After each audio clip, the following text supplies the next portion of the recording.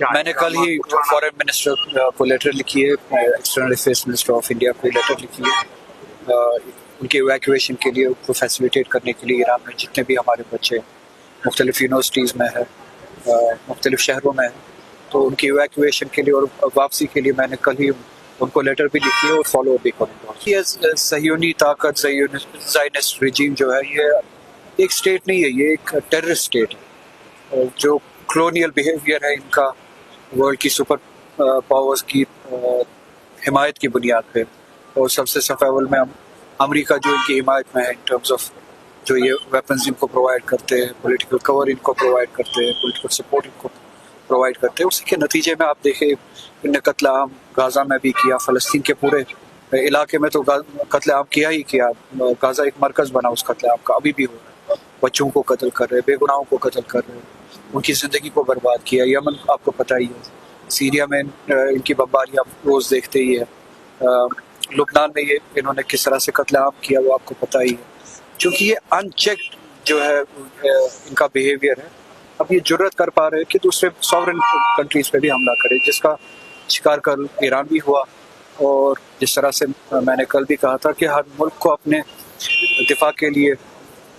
ہر کوئی قانونی و جائز حق ہے کہ وہ جواب دے، اسی طرح سے کل جس ملک پہ ایران پہ حملہ ہوا وہ بھی ان کے پاس بھی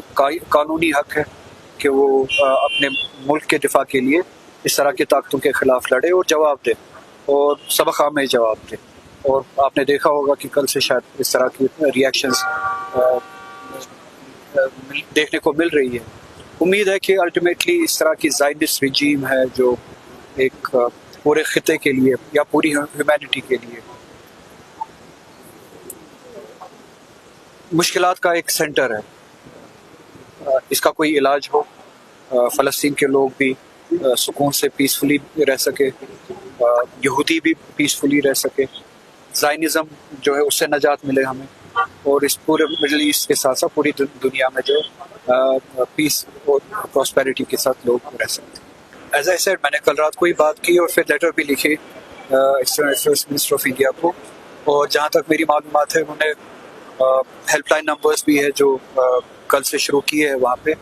اور شاید امید ہے کہ وہ سینسٹائز کریں گے تہران میں جو انڈین ایمبیسی ہے ان کو سینسٹائز کریں گے۔ آج شام تک امید ہے کہ کوئی نہ کوئی گورنمنٹ کی طرف سے کوئی جواب آئے گا جس سے پتہ چلے گا کہ ایویکویشن کا کیا پلان۔ حالات آپ کو پتہ ہی ہے کہ ہم کن حالات سے سفر کر رہے ہیں، پولیٹیکلی بھی ہم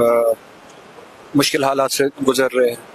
ایڈمنسٹریٹولی آپ کو پتہ ہی ہے کہ ان ٹرمز آف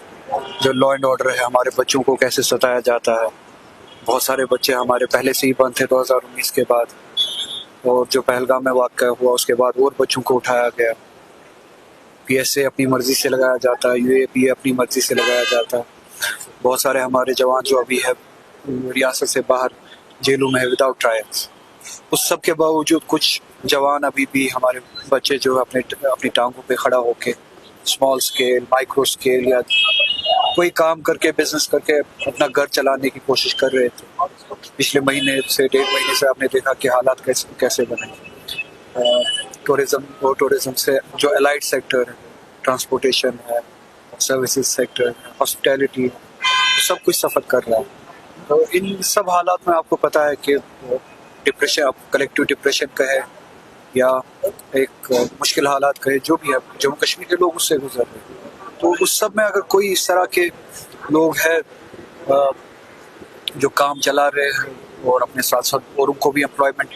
دینے کی کوشش کر رہے ہیں، تو ہم اللہ تعالیٰ سے امید کرتے ہیں کہ ان کے ساتھ ساتھ دوسرے اور لوگوں کو توفیق دے کہ کام کو اور زیادہ بڑھائے، اور زیادہ امپلائمنٹ جنریشن، اور جو سب لوگ کام کرتے ہیں اللہ تعالیٰ ان کے رزق حلال میں اور برکت کرے۔